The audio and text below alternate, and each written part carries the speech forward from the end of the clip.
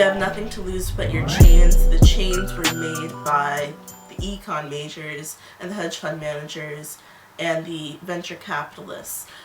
Deregulation since the 1930s has really taken off because bankers have been able to lobby Washington and reduce the amount of government oversight that there is on Wall Street when it comes to insider trading or legally bribing politicians and things like that. I got into crypto seeing it as a way out of the IMF and the World Bank and the Davos Summit and all these other highly centralized banker-controlled institutions that have no consideration for anyone outside of their class.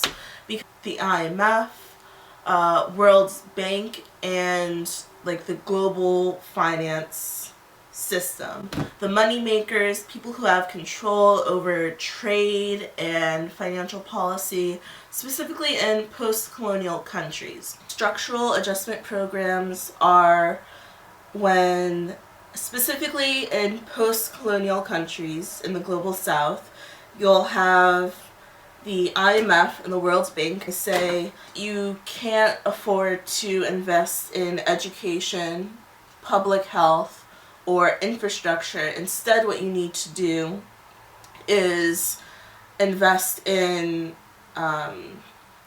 private industry. So nothing should be owned by the government, it should be in private hands. So the privatization of industries in the global south hindered a lot of economic growth and reducing poverty, improving the quality of life, things like that. The metric that they usually depend on is GDP, which is a very rigid metric to judge countries by, because if you have 4 billionaires in a country of 100 million people, then the billionaires are going to skew the results of the GDP. So in that way, when the IMF and the World Bank would go into these post-colonial countries, they would privatize these industries. Then the industries would be bought up by European or American individuals. They would lower wages as low as legally that they could, with no objection to child labor, which is what still exists in the Congo. The privatization of industries in the global south and Africa really just opened the floodgates to these private investors from the West who would lower wages as low as they could go. They didn't give a shit about education, reducing poverty, improving the quality of life, or anything like that. So wages would go down. There's no education system to improve civilians' lives. We have made it to 100 subscribers. Thank you. I'm really flattered. I'll try not to let it go to my ego. But I guess I'll just talk about myself since, my channel's not that new, but most of the time I've just been talking about crypto and politics.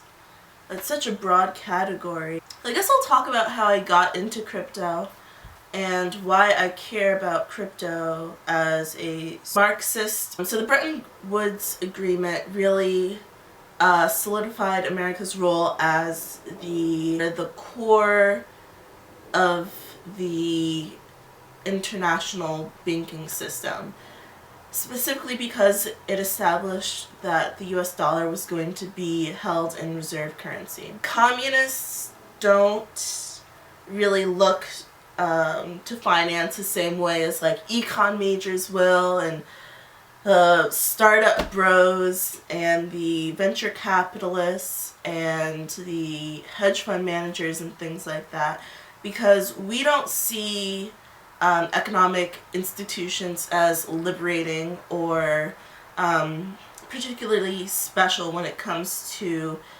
establishing the dictatorship of the workers. So I never wanted to get into crypto for the same reasons that you see a lot of these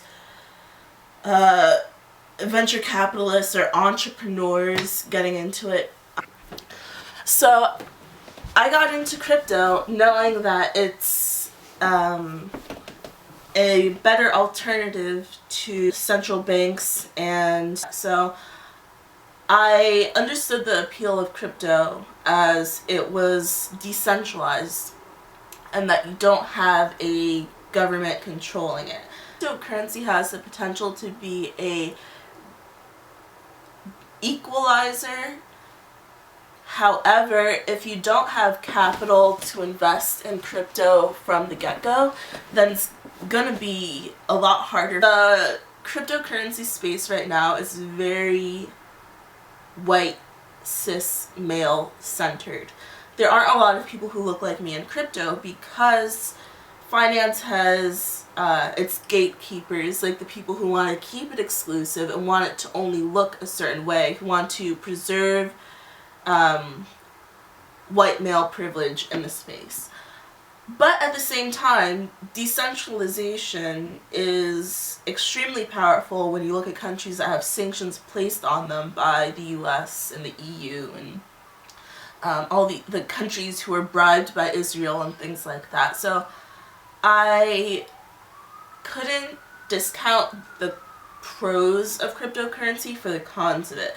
Now, that being said, I'm not getting into crypto specifically for like personal gain or because I want to personally be the only one who benefits from it. I want people who make less than $1 a day to benefit from it.